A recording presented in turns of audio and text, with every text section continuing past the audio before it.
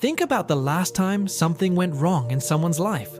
A relationship ended, a job fell through, a friendship collapsed, a plan completely failed.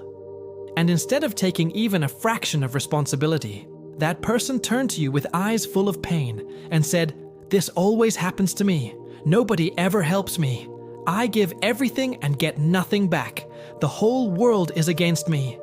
And you felt it, that immediate pull of guilt, that instinctive rush to comfort them, to fix it, to reassure them that they are not the problem, that it is not their fault, that you are there for them. And then 3 weeks later, the exact same situation happened again. And 3 weeks after that again. And slowly, almost invisibly, you started to realize that this person was never actually broken. They were never actually drowning. They were fishing. Fishing for your guilt, your energy, your attention, your time, your emotional labor. And the most disturbing realization of all was that they were extraordinarily good at it. Better than anyone you had ever met. And the reason they were so good at it is because what you were witnessing was not weakness. It was not vulnerability. It was a sophisticated psychological strategy. And today, we are going to completely dismantle it, because the psychology of people who always play the victim is one of the most important and most misunderstood areas of human behavior you will ever study. And once you understand it at the level we are going to go today, you will never be manipulated by it again. The first thing we need to do is make a distinction that most people never make, and that distinction changes everything. Because there is a profound psychological difference between someone who is genuinely victimized and someone who has adopted victimhood as a permanent psychological identity. And collapsing those two categories into one is one of the most common and most costly mistakes that compassionate people make. Genuine victims exist. Trauma is real. Pain is real. And people who have been genuinely hurt deserve compassion, support, and the space to process what happened to them. But the person we are talking about today is categorically different, because for them, victimhood is not a temporary state they are passing through on the way to healing. It is a fixed identity they have built their entire psychological life around. It is the lens through which they interpret every single experience. It is their primary tool for navigating the social world, and psychology has a specific term for this pattern. It is called a victim mentality, and it is one of the most psychologically complex and socially destructive behavioral patterns that exists in human relationships. So, what does a person with a victim mentality actually look like from a psychological standpoint? Because the surface presentation can be genuinely confusing. They present as deeply sensitive, easily hurt, chronically unfortunate, perpetually let down by everyone around them. They have a story for every occasion, always cast in the same role, always the one who was wronged, betrayed, abandoned, misunderstood. And their stories are emotionally compelling because they are built on real emotional pain. The feelings are genuine even when the narrative is distorted. And this is what makes them so psychologically sophisticated, because you cannot dismiss the emotion, and therefore you find it almost impossible to question the story. But when you look closely at the pattern, rather than the individual incident, something very revealing emerges. In every single story, no matter how different the circumstances, no matter how different the people involved, the victim mentality person is always the innocent party, and someone else is always entirely to blame. And that statistical consistency, that perfect, unblemished record of innocence across years and relationships and situations, is psychologically impossible unless the narrative is being constructed. Because in real life, everyone is sometimes the problem. Everyone sometimes makes mistakes. Everyone sometimes contributes to the collapse of a situation. Everyone except the person with a victim mentality, and that impossibly clean record is the first and most reliable sign that you are not dealing with someone who has been unlucky. You are dealing with someone whose psychology has decided that accountability is a threat too dangerous to ever accept.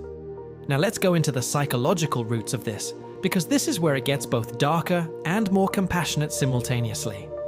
Because the vast majority of people with chronic victim mentality did not choose it consciously, they did not sit down one day and decide to manipulate the people around them through performed helplessness. What actually happened in most cases is that victimhood worked for them at a critical developmental moment, usually in childhood, usually in an environment where expressing genuine needs directly was unsafe or ineffective. The child who learned that being sick got them the attention they couldn't get by simply asking for love.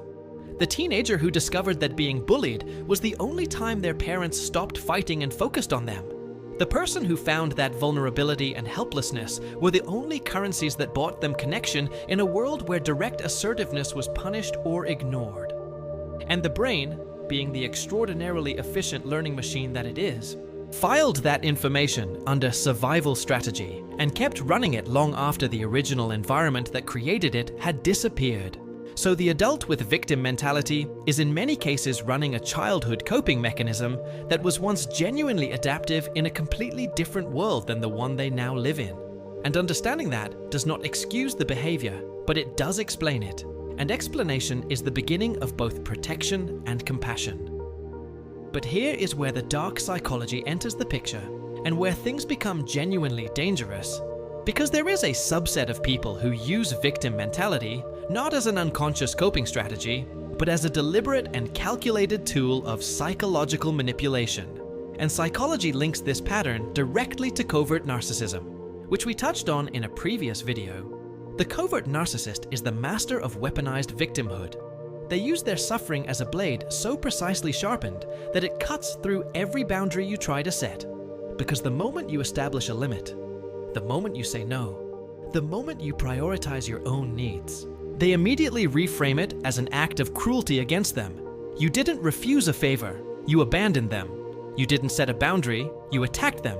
You didn't have a bad day yourself, you were neglecting their needs. And this reframing is not accidental. It is the mechanism of control, because a person who is made to feel like a villain for having their own needs is a person who will exhaust themselves trying to prove they are not a villain, which means they will keep giving, keep helping, keep showing up, keep pouring from a cup that is running completely empty. And this is precisely what the weaponized victim needs. Not because they are evil in any cartoon sense, but because their psychological architecture genuinely cannot sustain itself without a constant supply of guilt-driven attention and care from the people around them. There is a psychological concept that explains why this pattern hooks the specific people it hooks, and that concept is called the empathy trap. And it works like this. People with high empathy, people who are naturally compassionate, sensitive, and attuned to the suffering of others, are disproportionately vulnerable to victim mentality manipulation because their own psychology compels them to respond to expressed pain. Their nervous system is literally wired to feel discomfort when someone near them is suffering and to take action to relieve that discomfort. And the person with victim mentality, whether consciously or unconsciously, has learned to trigger exactly that response with extraordinary precision. They know which words produce guilt, which expressions produce worry, which silences produce anxiety, which stories produce the specific flavor of compassion that unlocks the help they need. And the painful irony is that the more empathetic you are, the more generous, the more caring, the more you believe in supporting people who are struggling, the more perfectly engineered you are to be exploited by this pattern. And the longer you stay in it, the more your own empathy gets weaponized against you, until helping that person no longer feels like a choice, but like a compulsion you cannot escape. So what do you actually do? Because awareness without action is just sophisticated suffering. The first thing psychology tells us is that you must learn to separate the emotion from the request, meaning you can acknowledge someone's pain as real without accepting their interpretation of events as accurate. And you can feel compassion for their suffering without accepting responsibility for fixing it. These two things are not the same, and the victim mentality person's entire strategy depends on you believing that they are. The second tool is what therapists call compassionate limit setting, which means you establish and hold boundaries not with anger or judgment, but with calm, warm, unwavering consistency. I can hear that you're in pain, and I'm not able to take this on right now, is a complete sentence, and it does not require justification, negotiation, or apology. And the third and perhaps most psychologically important shift is learning to notice how you feel after interactions with this person, because your body knows before your mind does. If you consistently leave conversations feeling drained, guilty, somehow responsible for problems you had no part in creating, Somehow smaller and more anxious than when you arrived, your nervous system is telling you something your compassion is trying to override.